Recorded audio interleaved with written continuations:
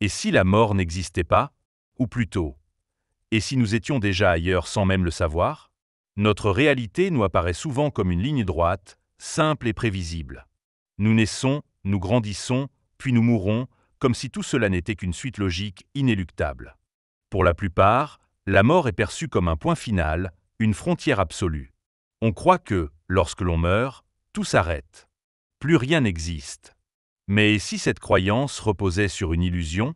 Depuis l'émergence de la mécanique quantique, notre compréhension de la réalité s'est fissurée. Parmi les nombreuses interprétations de cette science étrange, une idée bouscule tout, celle que notre univers ne serait pas unique. Selon le physicien Hugh Everett, chaque événement déclencherait la naissance de plusieurs réalités parallèles. C'est ce qu'on appelle l'interprétation des mondes multiples. Dans ce cadre, il n'existe plus un seul futur, mais une infinité. Et dans chacun de ces futurs, une version différente de nous poursuit son existence. Ce concept, aussi déroutant que fascinant, ouvre la voie à une hypothèse vertigineuse, celle de l'immortalité quantique. Cette théorie suggère que notre conscience ne pourrait jamais faire l'expérience de sa propre disparition, que dans les univers où nous mourions, nous cesserions simplement d'être conscients, mais qu'au même moment, dans une autre branche de la réalité, notre conscience continuerait, intacte, sans percevoir ce basculement. Cela signifie que nous pourrions être morts un nombre incalculable de fois, sans jamais en avoir conscience. Dans notre expérience subjective, nous ne vivons que les lignes de réalité où nous avons survécu. Un accident évité, une maladie miraculeusement guérie, une situation dramatique contournée de justesse. Et pourtant, dans d'autres mondes, nous n'avons pas eu cette chance. Alors, que signifie vraiment être vivant? Et si cette continuité que nous percevons n'était qu'un des innombrables chemins où la conscience s'accroche? Que devient notre rapport à la vie, si la mort ne peut jamais nous atteindre de l'intérieur? La physique quantique, depuis ses débuts, n'a cessé de défier notre perception de la réalité. À l'échelle des particules élémentaires, les lois qui régissent l'univers semblent obéir à une logique radicalement différente de celle du monde macroscopique. Dans cette étrange dimension, tout est instable, probabiliste et influencé par l'acte même d'observer. Les premières expériences menées en mécanique quantique, comme celle de la double fente, ont révélé une vérité dérangeante. Le simple fait d'observer une particule modifie son comportement. Une particule non observée se comporte comme une onde capable d'exister simultanément en plusieurs endroits. Un phénomène appelé superposition. Mais dès qu'un observateur entre en jeu, cette onde semble s'effondrer en un seul état déterminé. C'est ce qu'on appelle la réduction du paquet d'ondes. Mais cette idée d'un effondrement unique n'est pas universellement acceptée. Le physicien Hugh Everett, dans les années 1950, a proposé une alternative audacieuse. Au lieu que l'univers choisisse une seule voie à chaque observation, il se divise. Chaque possibilité devient réelle dans une nouvelle branche de l'univers. Ce modèle est connu comme l'interprétation des mondes multiples. Dans cette interprétation, l'univers ne s'effondre pas vers un résultat unique, mais se multiplie en une infinité de branches, chacune contenant une version différente de la réalité. Ainsi, chaque décision, chaque événement, chaque particule quantique qui choisit une trajectoire donne lieu à la création de nouveaux mondes, où toutes les possibilités sont explorées. Et c'est là que la conscience entre en jeu. Car cette multiplicité d'univers n'aurait aucun sens si nous n'avions pas l'expérience d'une ligne temporelle unique. Notre conscience semble se maintenir dans une seule branche, celle où tous les événements que nous avons vécus s'enchaînent de manière cohérente. Nous ne percevons pas les ramifications, ni les autres versions de nous-mêmes qui ont fait des choix différents ou vécu d'autres issues. Ce que nous appelons notre vie n'est qu'un fil parmi une infinité d'autres. Là où cela devient vertigineux, c'est quand on comprend que l'observateur, c'est-à-dire la conscience, n'est pas simplement un spectateur passif. En mécanique quantique, l'observateur joue un rôle fondamental. C'est sa présence qui semble déterminer l'état final d'un système. Or, si l'on adopte le modèle d'Everett, il n'y a pas d'état final unique. Il y a autant de fins que de possibilités. Ce n'est donc pas l'observateur qui sélectionne une issue, mais sa conscience qui continue dans une des branches. Autrement dit, à chaque instant, nous glissons dans la version du monde où notre conscience se maintient. Cette idée remet en cause notre compréhension de la causalité, du temps et même de l'identité. Elle suppose que nous existons dans un multivers où chaque version de nous-mêmes évolue dans sa propre ligne de réalité, séparée des autres. Et pourtant, nous avons l'illusion d'un parcours linéaire, d'une vie continue. Nous ne ressentons pas les ruptures, les bifurcations. Nous avons l'impression d'un seul monde, stable et unique. Cette illusion vient du fait que notre conscience ne peut percevoir qu'une branche à la fois. Les autres, bien qu'elles existent, nous restent invisibles. L'univers devient alors un arbre gigantesque de réalités alternatives, où chaque ne représente un choix, un événement, un résultat différent. Et au cœur de cet arbre, notre conscience progresse, ignorant tous des autres chemins qu'elle aurait pu suivre. C'est une perspective qui donne le vertige, mais qui ouvre aussi une compréhension nouvelle de ce que signifie exister. L'interprétation des mondes multiples, au-delà de ses implications scientifiques, donne naissance à une idée encore plus troublante, l'immortalité quantique. Selon cette hypothèse, la conscience humaine ne peut jamais faire l'expérience directe de sa propre mort. Ce n'est pas que la mort n'existe pas, les gens meurent, les corps s'éteignent, mais plutôt que la conscience, elle, ne cesse jamais de se maintenir dans une branche où elle survit. Dans chaque événement potentiellement fatal, une maladie grave, un accident, une chute, un moment critique, plusieurs branches de réalité se déploient. Dans certaines, l'individu meurt. Dans d'autres, il s'en sort. Mais la conscience ne se trouve jamais dans celle où elle s'éteint. Elle continue toujours dans la version du monde où elle a survécu, parfois de justesse, parfois miraculeusement. Cela signifie que nous aurions déjà été confrontés à des centaines, des milliers d'occasions où la mort aurait pu survenir. Pourtant, ici et maintenant, nous sommes encore là. Nous ne conservons aucune mémoire des réalités où nous n'avons pas survécu, puisque, par définition, nous n'y sommes plus. Ce que nous appelons chance ou miracle pourrait n'être que la conséquence de ce glissement permanent de la conscience vers les branches où la vie continue. Ce phénomène s'appuie sur une logique interne propre à la mécanique quantique. Lorsqu'un système est en superposition, il existe dans plusieurs états simultanément. L'intervention d'un observateur provoque une rupture apparente de cette superposition, révélant un seul des résultats possibles. Mais dans l'interprétation d'Everett, cette rupture n'est qu'une illusion. Tous les résultats coexistent, dans des univers distincts. Et l'observateur, c'est-à-dire la conscience, n'expérimente qu'un de ces résultats, celui où elle est présente. Ainsi, la mort, du point de vue de la conscience elle-même, ne se produit jamais. Elle existe dans d'autres réalités, pour d'autres observateurs, pour ceux qui restent. Mais du point de vue de l'individu, cette expérience est impossible à vivre. Car vivre sa propre mort supposerait une conscience post-mortem, ce qui est contradictoire avec la définition même de la conscience comme expérience vivante. Cette hypothèse transforme notre rapport à la mortalité. Elle nous oblige à considérer la vie comme une trajectoire où nous avons été épargnés d'innombrables fois, sans le savoir. Elle suggère que chaque instant que nous vivons est le résultat d'une série infinie de bifurcations où notre conscience a suivi la voie de la survie. Et cette continuité subjective, cette impression d'un flux ininterrompu de conscience, serait la preuve même de cette immortalité quantique.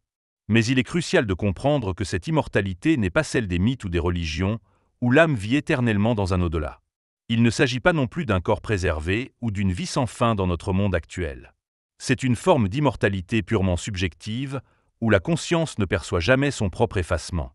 Elle traverse les réalités en suivant la seule où elle subsiste, sans se rendre compte de celle qu'elle a quittée. Cette idée peut paraître rassurante pour certains. La conscience, disent-ils, ne connaît pas la fin. Elle continue, toujours, ailleurs. Mais pour d'autres, elle soulève des questions profondes. Si l'on ne meurt jamais de son propre point de vue, est-ce que cela change notre rapport au risque, à la responsabilité, à l'importance de chaque choix? Et surtout, que devient notre compréhension de la mort des autres, de ceux qui disparaissent dans notre réalité, alors même que leur conscience pourrait, ailleurs, continuer d'exister? L'immortalité quantique pose une question fondamentale. Si nous ne faisons jamais l'expérience de notre propre mort, que deviennent alors les autres? Ceux qui nous entourent, ceux que nous aimons, ceux que nous voyons partir. Dans notre ligne de réalité, la mort est bien réelle. Nos proches disparaissent. Nous vivons le deuil, la perte, l'absence. Leur départ nous blesse, nous touche, nous transforme. Selon l'interprétation des mondes multiples, chaque individu, de son point de vue subjectif, continue à vivre dans les branches où il survit. Ainsi, une personne que nous avons vue mourir dans notre réalité pourrait, dans un autre monde, avoir échappé à l'accident, à la maladie, à la fatalité. Elle continuerait sa vie, ailleurs. Mais dans notre ligne temporelle, elle n'est plus là. Et cette absence est irréversible. Cela crée une dissonance étrange entre l'expérience subjective de l'individu et l'expérience collective de ceux qui l'entourent. Pour celui qui meurt dans notre monde, sa conscience se poursuit dans une autre version de la réalité. Mais pour nous qui restons ici, cette personne est décédée. Et cette perte reste bien réelle, bien concrète. Elle est gravée dans notre mémoire, dans notre quotidien, dans notre chair. Ainsi, même si l'idée que la conscience poursuit son chemin dans d'autres mondes peut apporter un certain réconfort, elle ne supprime pas la douleur du deuil. Elle n'annule pas l'absence, ni le manque. Elle ne remplace pas les moments que nous aurions souhaité continuer à partager. Ce que nous vivons ici, dans notre branche de réalité, conserve toute sa valeur émotionnelle et humaine. Cette dissonance nous pousse à reconsidérer la signification même de la mort. N'est-elle qu'un passage vers une autre branche, ou bien est-elle aussi, inévitablement, une fin pour les liens que nous avions dans cette réalité? Peut-on encore parler d'une expérience partagée, si chacun perçoit la vie et la mort depuis son propre axe de conscience? Pour ceux qui restent, la mort est une rupture. Une blessure qu'aucune théorie ne peut effacer. Même si, dans un autre monde, l'être aimé continue son chemin, cela n'efface pas le vide laissé dans celui-ci. Le souvenir, le chagrin, le silence. Tout cela est bien réel. Et c'est dans cette réalité-là que nous devons apprendre à faire notre deuil. Cette approche change aussi notre regard sur les autres. Si chaque conscience suit sa propre trajectoire de survie, alors il existe une infinité de versions de chacun de nous et de ceux que nous connaissons. Cela signifie que l'ami perdu dans cette branche pourrait continuer à vivre dans une autre, où nous n'existons peut-être plus. Cette réciprocité est vertigineuse. Chacun vit une ligne de réalité unique, où les autres meurent, pendant qu'eux-mêmes survivent. Et cela questionne aussi notre rapport à l'amour, à la responsabilité, à la mémoire. Si ceux que nous avons perdus vivent encore dans d'autres mondes, cela nous pousse-t-il à les oublier? Ou au contraire à les honorer, sachant que quelque part, ils continuent peut-être leur histoire? Et que nous, de notre côté, pouvons garder vivant le lien qui nous unissait à eux. Si la conscience glisse toujours dans les branches de la réalité où elle survit, il se pose alors une autre question vertigineuse. Jusqu'où cela peut-il aller? Que devient un être qui, par hypothèse, ne cesse jamais de survivre, franchissant une à une toutes les barrières qui, normalement, marqueraient la fin de sa vie? Selon certains penseurs intéressés par l'immortalité quantique, ce processus pourrait mener à des conséquences de plus en plus étranges. Si l'on échappe systématiquement à la mort, ne serait-ce que par des circonstances extrêmement improbables. Alors avec le temps, la réalité autour de soi pourrait devenir de plus en plus incohérente. Les chances de continuer à vivre après certains événements s'amenuisent, mais la conscience persiste, malgré tout. On pourrait alors se retrouver dans des univers déformés, où les lois de la probabilité semblent brisées, où les situations deviennent surréalistes. La personne qui survit encore et encore pourrait finir par évoluer dans des mondes où la solitude règne, où plus rien ne semble normal, car les conditions de survie sont devenues si improbables qu'elles altèrent tout ce qui l'entoure. Cette idée, bien qu'hypothétique, pose un paradoxe. L'immortalité, vue comme une succession infinie de sauts vers des mondes de plus en plus improbables, pourrait se transformer en une forme d'isolement extrême. La conscience survivante porterait le fardeau d'un monde vidé de sens, d'un univers de plus en plus désert, où les repères s'effondrent. Il y a aussi une interrogation éthique. Dans un monde où l'on ne meurt jamais de son propre point de vue, que devient notre rapport au danger? Faut-il encore faire preuve de prudence, si l'on est convaincu que l'on continuera toujours dans une autre branche? Mais cette croyance peut être trompeuse. Car dans la réalité où nous évoluons maintenant, les conséquences de nos actes restent bien réelles pour les autres. Si nous adoptons une attitude désinvolte envers la vie, pensant que la conscience trouvera toujours un chemin, nous risquons de causer du tort dans cette version du monde à ceux qui ne partagent pas notre point de vue. L'immortalité subjective ne doit pas être une excuse pour ignorer les responsabilités de l'existence partagée. Car même si nous continuons à survivre, ce n'est pas le cas de ceux qui nous entourent dans cette ligne de réalité. Ce scénario où la conscience s'étend indéfiniment, même dans des univers de plus en plus absurdes, soulève une autre interrogation. Cette forme d'immortalité est-elle vraiment désirable? Est-ce encore une vie, si elle se déroule dans des mondes où tout ce qui nous était familier a disparu? Si l'on est le dernier à survivre dans des réalités devenues méconnaissables, peut-on encore parler d'existence humaine? Si l'immortalité quantique était vraie, alors notre rapport à la vie pourrait profondément se transformer. Savoir que, dans un sens, la conscience ne s'arrête jamais mais poursuit son chemin dans les ramifications où elle survit, pourrait bouleverser nos peurs les plus anciennes. Pour certains, cette idée est libératrice. Elle offre une forme de sérénité face à l'angoisse de la mort. Elle permet de relativiser certaines peurs, d'oser plus, d'agir avec moins d'appréhension. Ce que nous vivons ici devient alors une ramification parmi d'autres. Mais dans celle-ci, nous sommes encore vivants. Et cela suffit à lui donner de la valeur. D'autres y trouvent une source de motivation.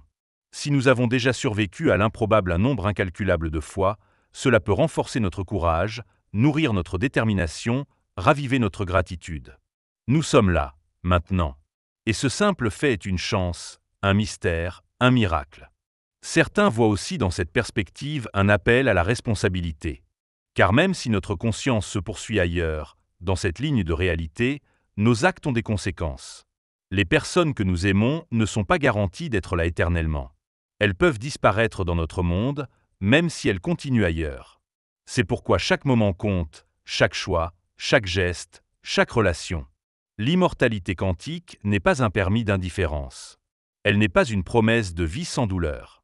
Elle nous rappelle, au contraire, la fragilité de notre ligne de réalité actuelle. Le fait que nous continuons à vivre ici ne diminue pas la souffrance possible autour de nous. Ce concept pousse donc à vivre plus consciemment, à ne pas remettre à demain ce qui est essentiel, à chérir ceux qui nous entourent, à aimer plus fort, à pardonner plus vite, à créer du sens là où nous sommes. Parce que cette réalité, même si elle n'est qu'une parmi une infinité d'autres, est celle que nous habitons aujourd'hui.